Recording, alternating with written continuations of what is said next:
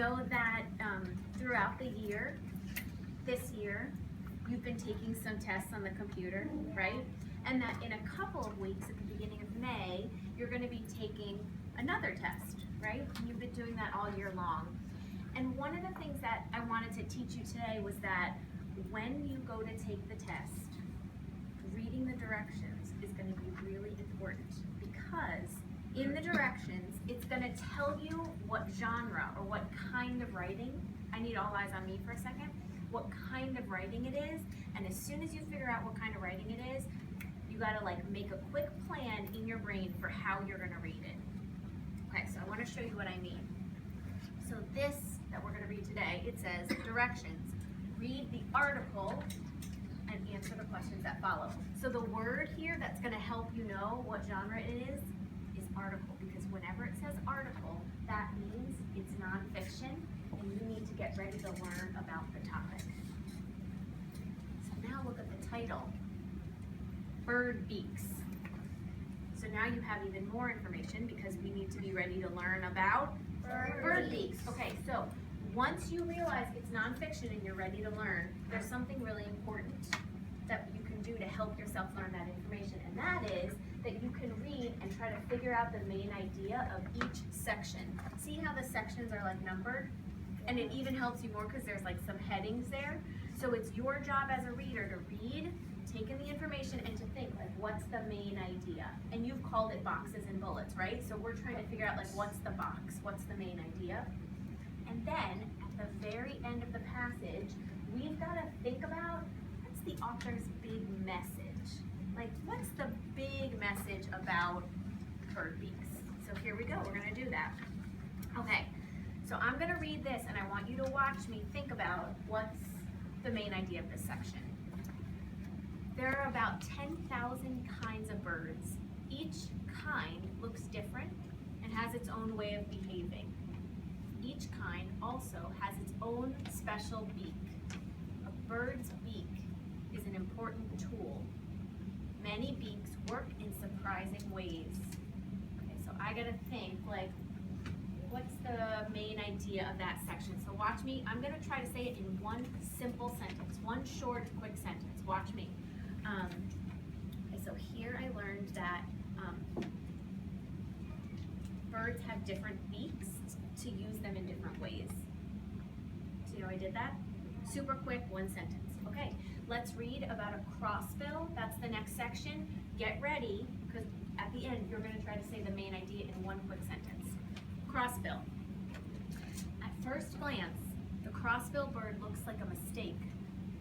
Its body looks normal, but what happened to its beak? The top and bottom parts, can you crisscross your legs please?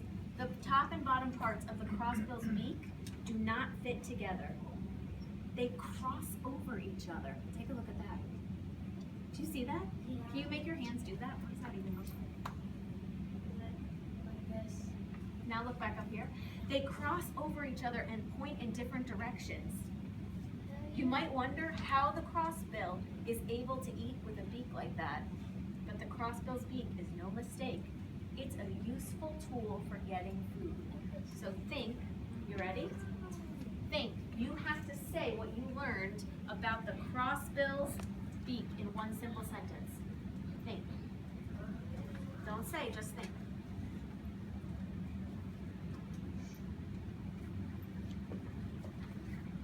Turn and try it. Go.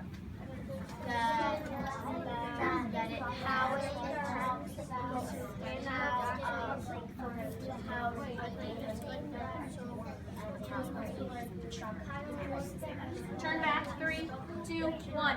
Remember how I said it's got to be a quick sentence? Because if you're talking too long, you're just saying all of this information. So Maya's going to show us one quick sentence that says the main idea. Go ahead.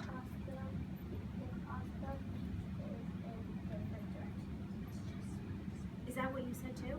The crossbill's beak is in different directions. Super quick, main idea, right? Let's keep going. Ooh, the spoonbill. Okay, look at that picture.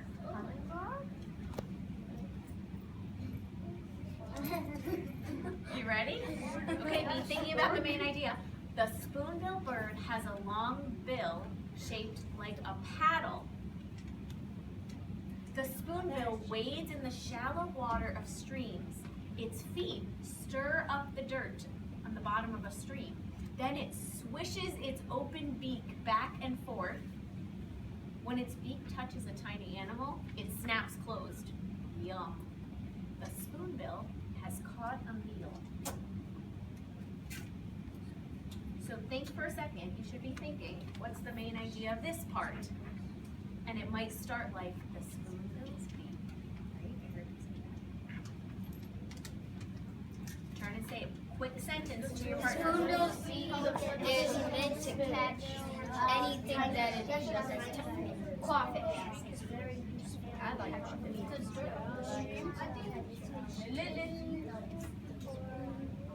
The spoonbill uses its paddle to eat tiny Turn back. 3, 2, 1, 0. Listen. Short, quick sentence that says the main idea. Go ahead. Listen. Spoonbill's feet goes into the water to catch. You would try a different way? Go for it. Spoonbill's beak is really useful for catching eels. Nice. Let's try another one.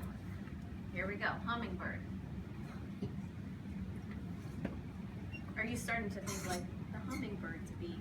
Like that? Yeah. Okay, good. Here we go. Hummingbird. Many hummingbirds have beaks that are long and thin to reach inside flowers. One kind of hummingbird is called the white-tipped sicklebill. It has a long beak that bends like a U-turn. Turn to your partner, do that with your hands. What are you picturing? Go. Turn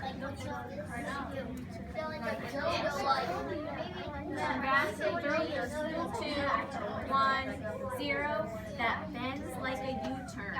This curved beak fits perfectly into heliconia flowers. Heliconia is said like this. Heliconia. Heliconia. Without its special beak, the sicklebill would not be able to reach the delicious food inside these flowers.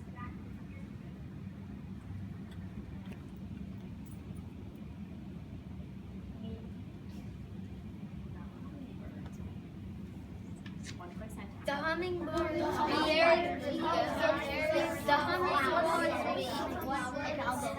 It's called a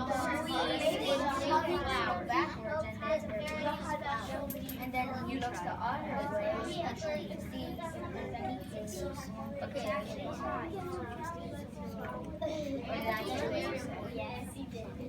Turn back. 3, 2, 1.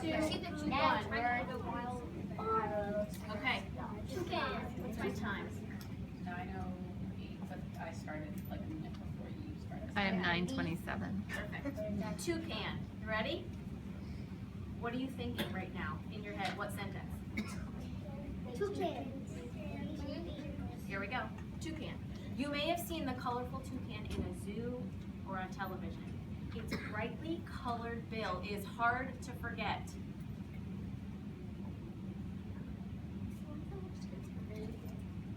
The bird uses its beak, here we go, get ready, to pluck fruit and insects from trees. Toucans also use their bright bills to find each other in the jungle. So this is a little bit different, you guys, because it's about food and about finding each other, the color. So make a plan in your head. Just think.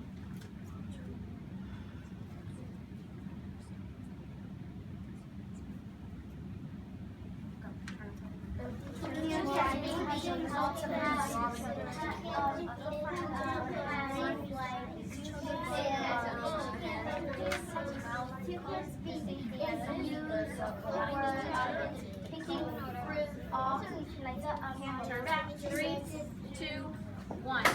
Yeah. So someone do it. We might need an and in the sentence. Someone do. The toucan's beak Helps find each other and helps get food. So we want to do it a different way? Go ahead. Well, it's not camouflage because it's kind of hard to see. It's like camouflage, like the leaves and the branches. Someone say something back, Tim? Heard some people say. And it helps them. Camouflage helps you hide. Yeah. Does this help the toucan hide? No. Oh. So someone try it a different way. Go ahead. The toucan's beak is used for plucking fruit off the tree and for finding each other. Nice. Okay, here we go.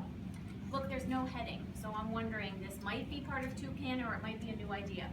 That brings us to the crossbills beak. Do you remember from before? Yeah. Can you scroll down first? Scroll back for a second. This is going back to a crossbill. Spoonbill? It's crossbill.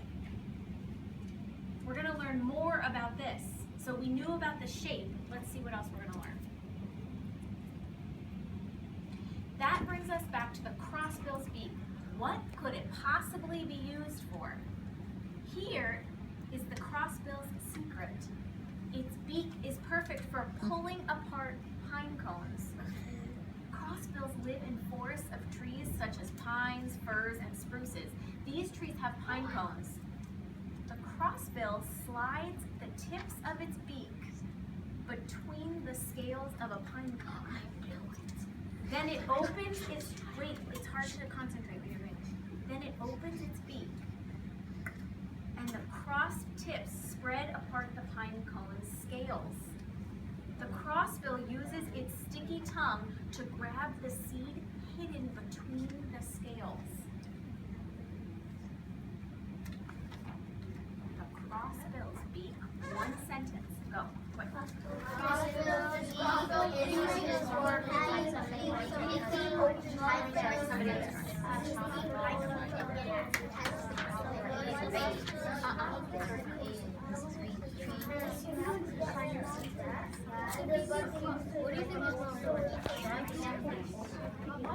Turn back, 3, 2, 1. Okay, we're down to our final paragraph here. Many other birds have unusual beaks too. The next time you're outside, take a look at the birds around you. Study their beaks and ask yourself how the birds might use their beaks as tools. You might be surprised by how many different bird beaks there are. Okay, so remember I said at the end we want to think about the author's big message of the whole piece? So I'm going to name all the parts, and with your partner, I want you to think about if we had to put the whole article together, what's the big idea of the whole article? So watch this. We learned about the crossbill's beak is used to break apart pine cones to eat the seeds. The spoonbill's beak, you said, is used to go in the water and scoop up fish. The hummingbird's beak is used to go into flowers. And the toucan's beak was used to pluck fruit and find other toucans. So think, how might we say the big message of the whole piece? How might it start? Can someone give us like that starter? How might our sentence start? What might it sound like? Say again? Beaks are important because that's one way to start it. How else could we start it? Beaks are, birds really need beaks, otherwise they would not be able to. So rather than toucan's beak, we might start it like this. Birds' beaks. Finish that sentence, go.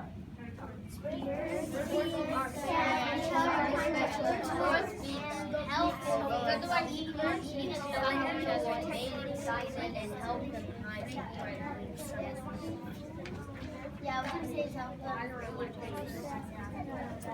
Turn back, 3, 2, 1. Here's what I heard. Somebody said that the author's big message is birds' beaks are used in different ways. Somebody else said birds' beaks are used to find food.